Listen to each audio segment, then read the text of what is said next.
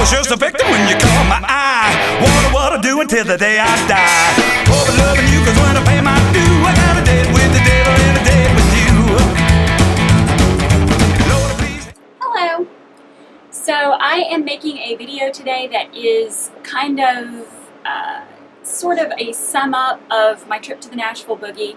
I know that a lot of you were not really interested in the Nashville Boogie itself, but you did enjoy the prep videos, so I appreciate that, and I appreciate your patience. Whenever there's a big event coming up like Viva or the Boogie, I tend to spend about a month, a little bit more than that sometimes, on preparing for it, and I apologize for the fan. I know you can hear it in the background, but I need it. It's really hot. So anyway, I am just letting you know a little bit about our experience this year at the Boogie, and a lot of people are kind of torn because it does come so close to Viva. So a lot of people do sort of not really know what to do about making a decision between the two. So I'm going to kind of give you a couple of my feelings or a little bit of my input on it, because I also am torn between the two, and this year I had to choose. Next year I'm hoping to go to both, so that is sort of still on the table, but as far as whether you should go to one or the other, I am going to say that this year specifically, the Nashville Boogie, to me, hands down, had the better lineup for music. If you go to these events for the culture, if you go to these events for the car show, more than likely you would have been a little disappointed because it is a new event. So the car show is smaller, the shopping is a little more limited, and you're not going to get quite as much of that like onslaught of culture, vintage culture that you get when you're at Viva. Now, if you're more of a vintage purist, however, and you absolutely love especially sort of Western style, then this is the event for you, because it is definitely steeped in the fashion and the culture of the vintage era, but it definitely has a slant towards sort of a Western theme. And I noticed that there were a lot of Europeans there this year, probably because there is a very, very large crowd of followers of classic country music and Western swing in that area. I think that that is a testament to the sort of lineup that it has. My personal feelings on the European offerings in the classic country genre, I feel like that there is nothing like it, especially when it comes to Sweden. The Countryside of Harmonica Sam was like one of my favorite albums I've heard in a very long time, and I definitely think that there is a sort of feel for authenticity in Europe that we don't really see a lot of here in the States. So I love the fact that there were a few Europeans actually performing this year, but also just the fact that there was a very, very large group of people that were visiting the event from that area.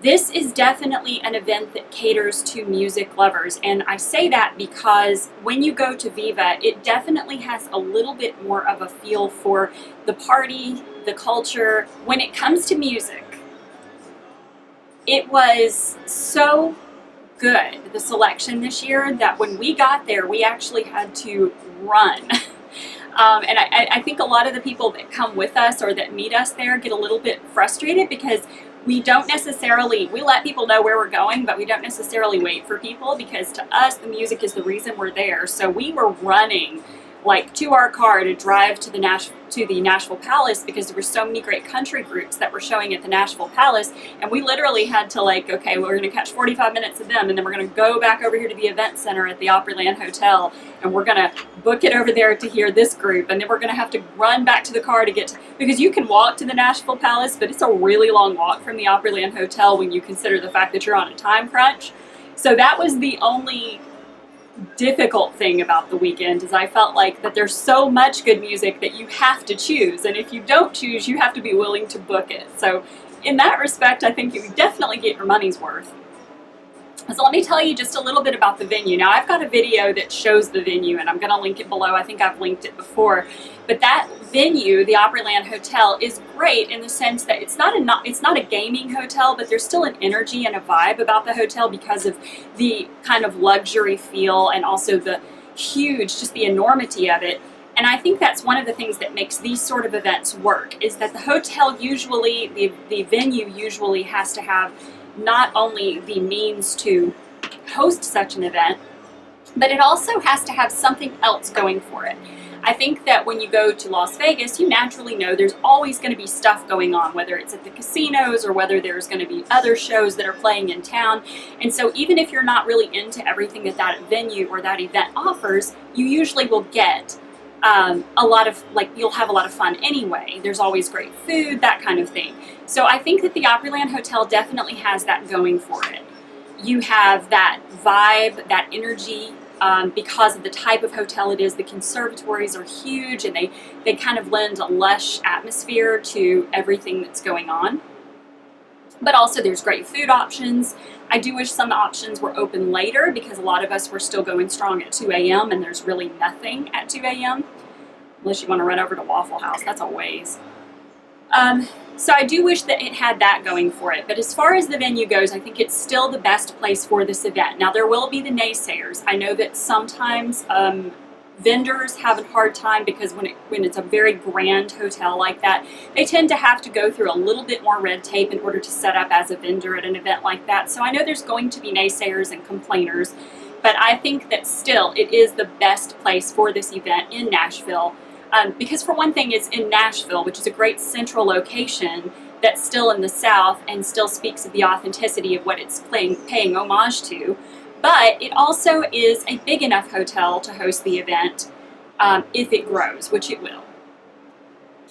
I feel like there were a couple of negatives this year.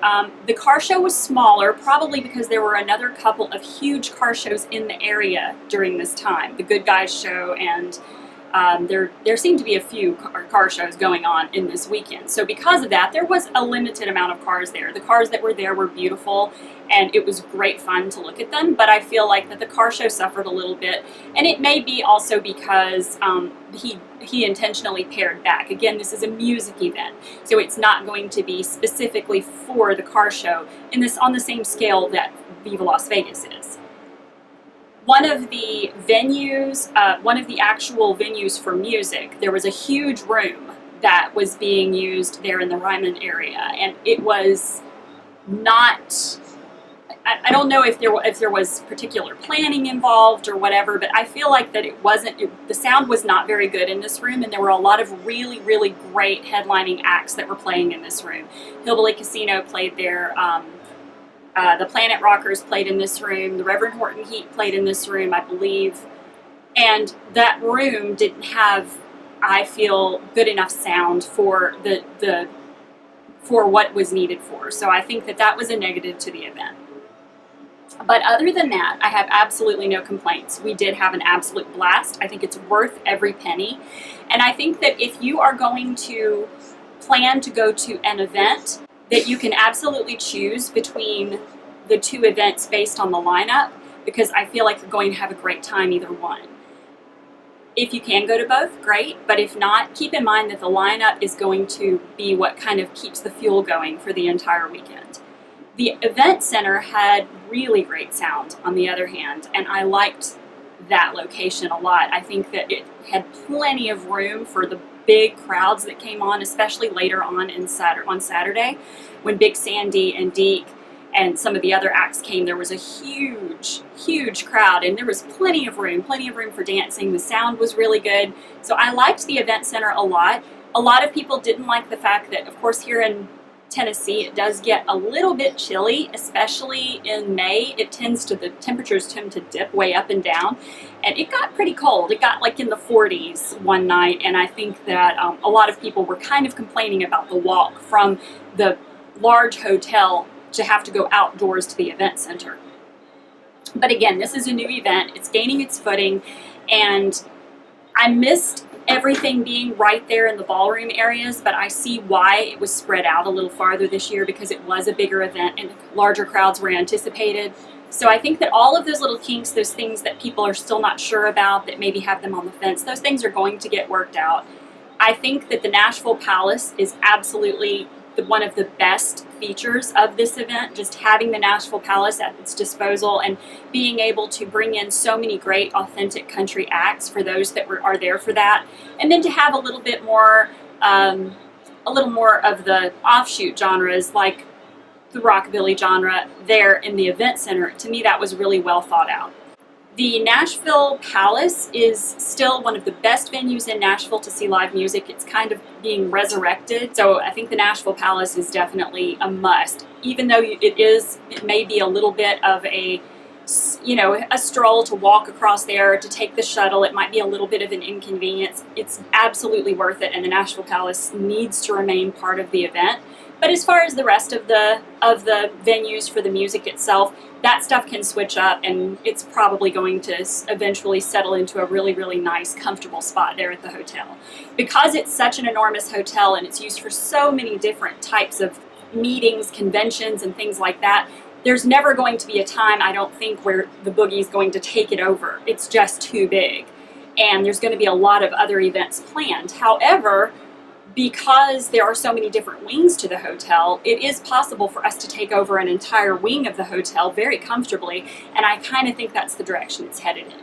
So should you go? Absolutely. Absolutely. As a matter of fact, I believe Thursday night at the hotel may already be sold out for the time being. There may be more rooms opened up. Go ahead and book your rooms now. Get your tickets now. You'll get a really good discounted rate on your tickets now. There will be another great lineup next year. There's no doubt about it. Jason just has a really good understanding of what people want, and he is willing to work with these great artists from all over the world in order to pull in the acts that people really want to see in these genres. So I have no doubt that it's going to be another great lineup next year. Muddy Roots has gotten better and better. I think the Nashville Boogie is going to get better and better. And so that's my thoughts on that. Now, there was an Opryland, or a Grand Ole Opry finale to the event this year that a lot of people were confused by, and that's because it's not included in your Boogie ticket. It was actually something you had to pay for separately, and that was Chris Isaak's show at the Grand Ole Opry. I paid separately. I waited till the last minute. I wouldn't recommend that because that might not work out that way in the future. I did pay separately. It was far and away one of the most brilliant performances I've ever seen by any artist. He is incredible. He's still incredible. His voice is better than ever. I'm so glad I paid to see that extra show. But it also really kind of put a nice little finish on the weekend. Now, we didn't get to go to the after party at the Nashville Palace. I had my kids with me that night, so I didn't get to go. But I heard it was great as well. And there were a lot of who's who. It was like a who's who of the weekend. People just showed up and played. And that's going to likely be something that continues over the years as well. So that last show at the Grand Ole Opry, I feel like was a great finish to the weekend. So if something like that happens again next year, don't hesitate. If it's an artist you love, go ahead and see them, because seeing them at the Grand Ole Opry just feels right after you've experienced that weekend. Okay, so that's all I'm going to say on that. Now,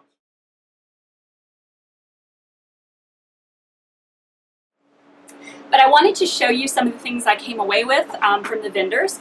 There were a lot of vendors. They were all set up in the car show area. There were some amazing vintage vendors as well as reproduction vendors. My Baby Joe was there, which was just incredible. And there were a lot of your smaller vendors, and then there were vendors that were very well known.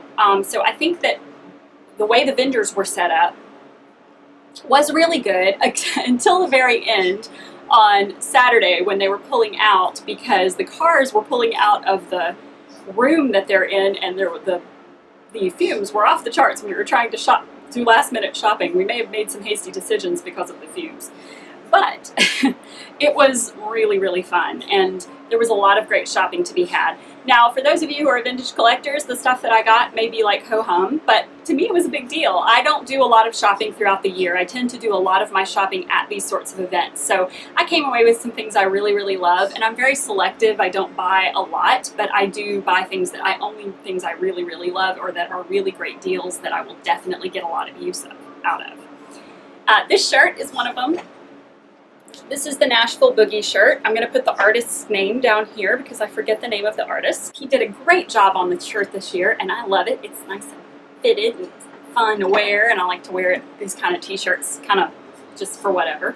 But this is one of the things that I purchased. I also came away with a couple of record mill pieces. Now, to those of you who entered the record mill giveaway, I am announcing the winner today, but it won't be like a public announcement. You'll just be notified by a private message. So look for those messages if you entered for the Boogie giveaway. One of the pieces I got is this one here. It's the fleur-de-lis. It's a perfect size.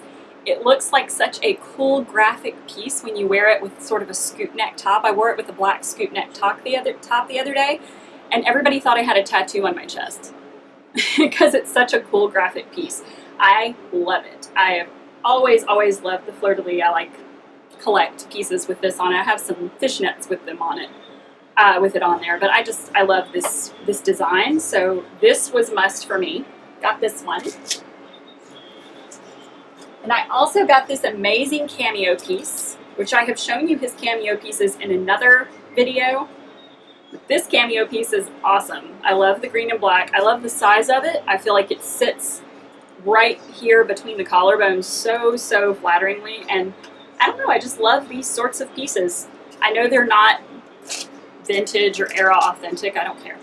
I found this skirt at one of the vendors right here. I don't know if you can really see it in this lighting, but it is not vintage. It is actually reproduction, relatively new. I would say it's probably from the 90s or so.